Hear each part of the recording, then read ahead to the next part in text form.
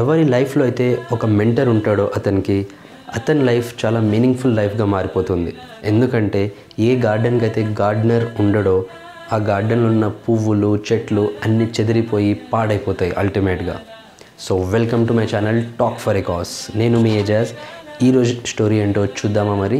ఈరోజు ఈ వీడియోలో మనం సీక్రెట్ ఆఫ్ హ్యాపీనెస్ గురించి తెలుసుకోబోతున్నాము ఈ చిన్న స్టోరీ ద్వారా. పాతకాలంలో ఒక చిన్న అబ్బాయి వాళ్ళ నాన్న దగ్గరికి వెళ్ళి, నాన్న సీక్రెట్ ఆఫ్ హ్యాపీనెస్ ఏంటి అని అడుగుతాడు. ఎప్పుడు హ్యాపీగా ఉండాలంటే దాని సీక్రెట్ ఏమన్నా ఉందా అని అడుగుతాడు.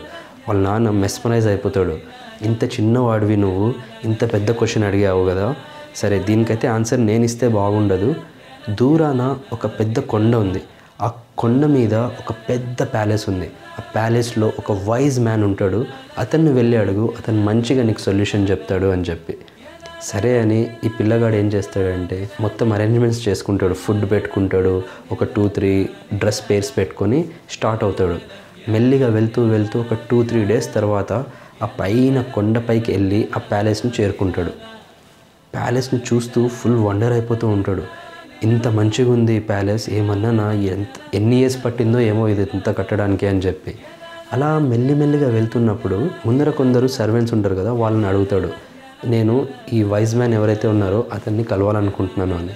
సరే లోపలికి వెళ్ళండి, అక్కడ ఒక పెద్ద మీటింగ్ రూమ్ ఉంది, అందులో వెళ్ళి మీరు కలవండి నంబర్ తీసుకొని అని చెప్తే, వెళ్ళగానే అక్కడ మంచి ఇట్లా రాయల్ ఫుల్ కింగ్ సైజ్ లైఫ్లో ఒక పెద్ద మీటింగ్ రూమ్ ఉంటుంది.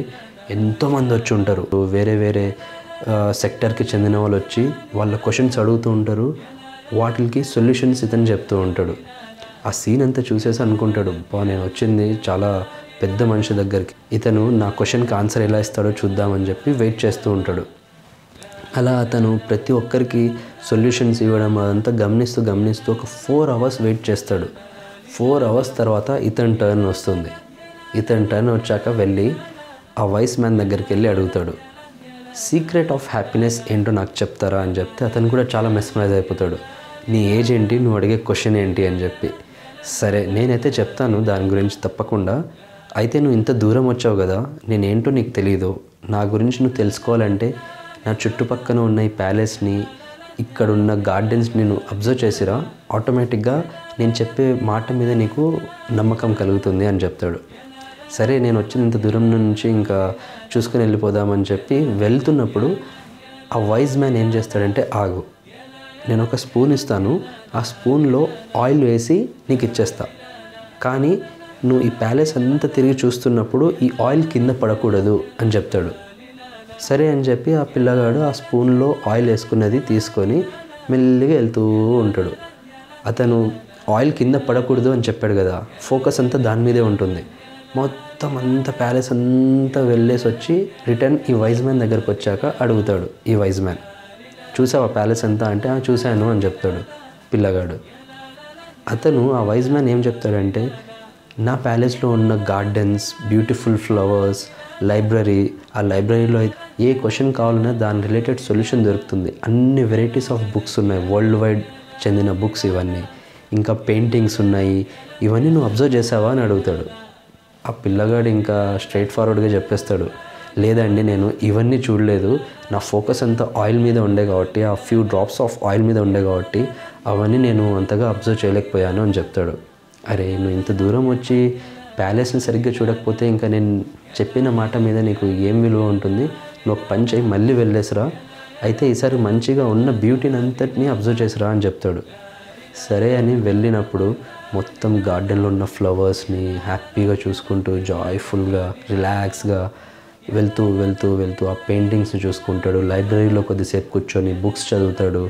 అలా మొత్తం ప్యాలెస్ అంతా తిరిగేసి అప్పుడు వస్తాడు ఈ వైజ్ మ్యాన్ దగ్గరికి ఆ పిల్లగాడు. ఈసారి వైజ్ మ్యాన్ అడుగుతాడు, అన్నీ చూసావా బాగా అంటే, చూశానండి, చాలా బాగుంది, ఇంత బ్యూటిఫుల్ స్ట్రక్చర్ని మీరు కన్స్ట్రక్ట్ చేయాలంటే ఎన్ని ఇయర్స్ పట్టిందో ఏమో మీకు, నాకైతే చాలా బాగా నచ్చిందండి అని చెప్తాడు. సరే నువ్వైతే బాగా ఎంజాయ్ చేస్తూ చూసావు, నేను చెప్పిన మాట నువ్వు గమనించావా, ఆ ఆయిల్ ఎక్కడుంది అని అడుగుతాడు. అరే లేదండి, నేను ఈ మొత్తం బ్యూటీని చూస్తూ ఆయిల్ గురించి మర్చిపోయాను, ఆయిల్ ఎక్కడో పడిపోయింది అని చెప్తాడు. అప్పుడు ఆ వైజ్ మ్యాన్ చెప్పిన మాటల్ని బాగా గమనించండి.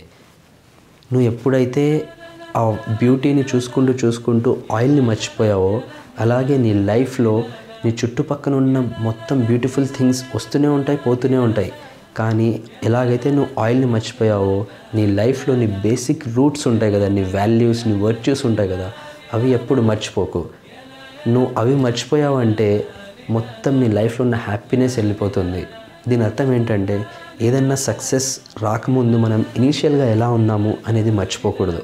మనం చూస్తుంటాం చాలాసార్లు, కొద్దిగా సక్సెస్ నెత్తికి రాగానే వాళ్ళకి యాటిట్యూడ్ ప్రాబ్లమ్స్ వచ్చేస్తాయి. కొద్దిగా మంచి పొజిషన్లో వెళ్ళిపోగానే షో ఆఫ్ చేసుకోవడము, నేను ఫుల్ గ్రేట్ పర్సన్ అని చూపించుకోవడం, ఇవన్నీ చేస్తూ ఉంటారు. ఎందుకంటే వాళ్ళు బేసిక్గా ఎక్కడి నుంచి అయితే వచ్చారో అది మర్చిపోయారు కాబట్టే వాళ్ళకి ఈగో ఫీలింగ్స్, యాటిట్యూడ్ ప్రాబ్లమ్స్ వస్తూ ఉంటాయి. అందుకే ఈ స్టోరీలో మనకు ఒక్కటే లెసన్ దొరుకుతుంది, ఏంటంటే మన బేసిక్ రూట్స్ని ఎప్పుడైతే మనం మర్చిపోతామో మన లైఫ్లో హ్యాపీనెస్ అనేది వెళ్ళిపోతుంది. మీ మెమరీస్ ఏవైతే వండర్ఫుల్గా ఉన్నాయో మీ లైఫ్లో, అవన్నీ బాగా గుర్తు తెప్పించుకుంటూ ఉండండి. ఇది ఎలాంటి ఎగ్జాంపుల్ అంటే, మనకు బోర్ కొట్టినప్పుడు ఒక ఎంటర్టైన్మెంట్ మూవీ చూసుకోవడానికి అని చెప్పి ఒక సీడీ ప్లేయర్, ఒక మంచి మూవీ ఆన్ చేసుకొని చూస్తుంటాం కదా, అలాగే మన మైండ్లో కూడా ఎన్నో మూవీస్ ఉంటాయి. కొద్దిగా సాడ్ మూవీస్ ఉంటాయి, కామెడీ మూవీస్ ఉంటాయి, ఎంటర్టైన్మెంట్ మూవీస్ ఉంటాయి మన మైండ్లో.